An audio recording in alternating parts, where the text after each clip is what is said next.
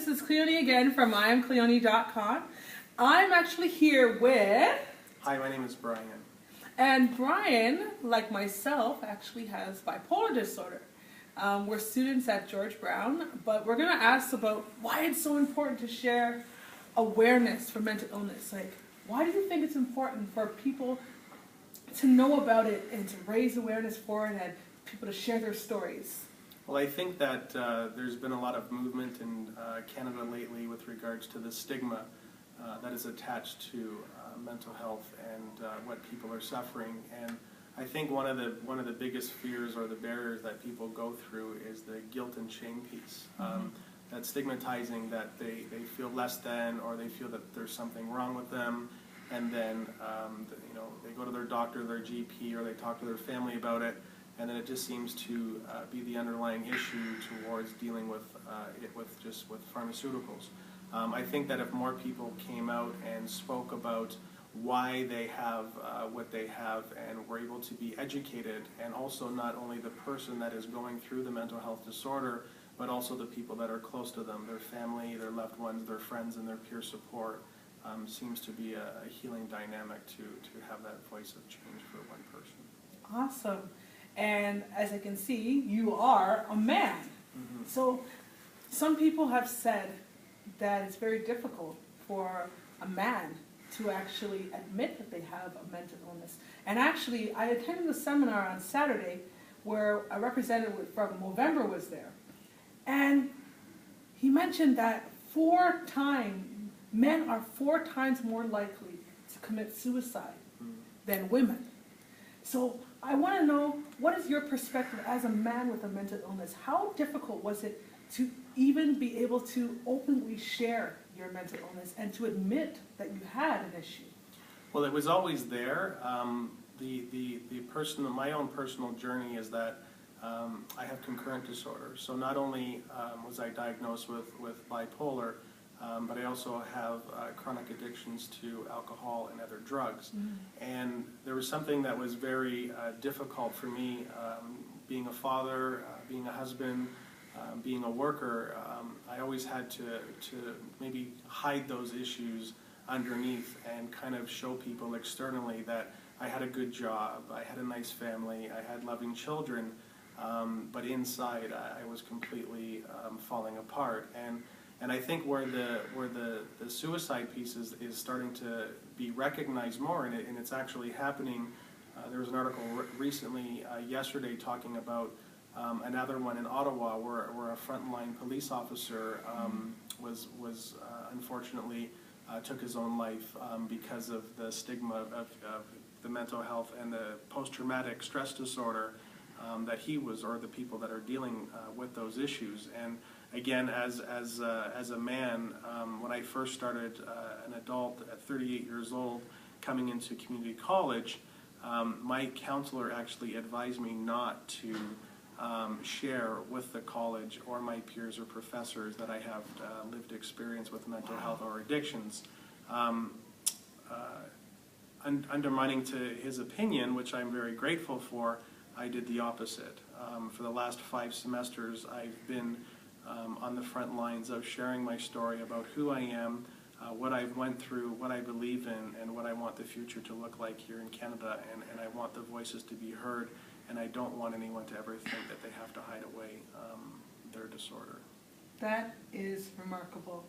I mean, it's so true that with mental illness, people are always told to feel ashamed of who we are because we may not be accepted. And I love the fact that you chose to stand out despite all the, the misconceptions or people's ideas of what they think you should do or should not do, and or the definitions that are out there.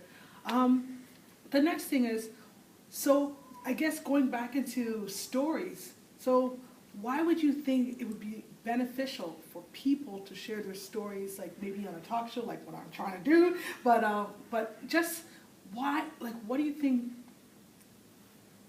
what kind of impact do you think it could happen for people when they share their stories, like just opening up? How does it help the other, like the survivor or even the community?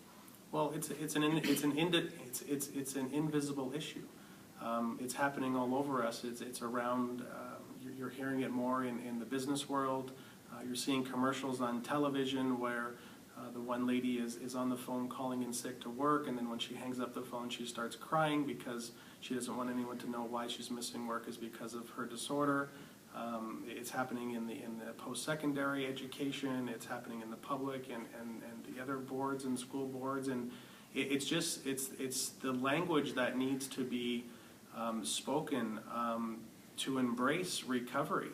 And any type of recovery, because if it's invisible or visible, we still have to be collectively as human beings to be able to be there and support one another. And I think one of the most powerful dynamics that we miss is that we are so challenged by the norms and the marketing and what life should be like, but when someone shares their story, that one person that doesn't have a voice can get that encouragement and that empowerment to come out and ask for help and ask for that support and talk to a family member or a friend or someone that they trust and say, this is what I need, or their family doctor or whoever that they can confide in. I think that when we can start that ball rolling towards giving someone a chance at wellness, then we can be the cornerstone for them to have a more blissful and peaceful life in recovery. So I think sharing is very impactful, and I think that's why we're here today, to kind of share and give that message of hope to whoever wants to hear it. Awesome. My last question is, I know for me what mental illness has done for me. Mm-hmm. How has your mental illness changed your life? Has it changed your career? Has it changed your path? What was your background before mental illness came into your life?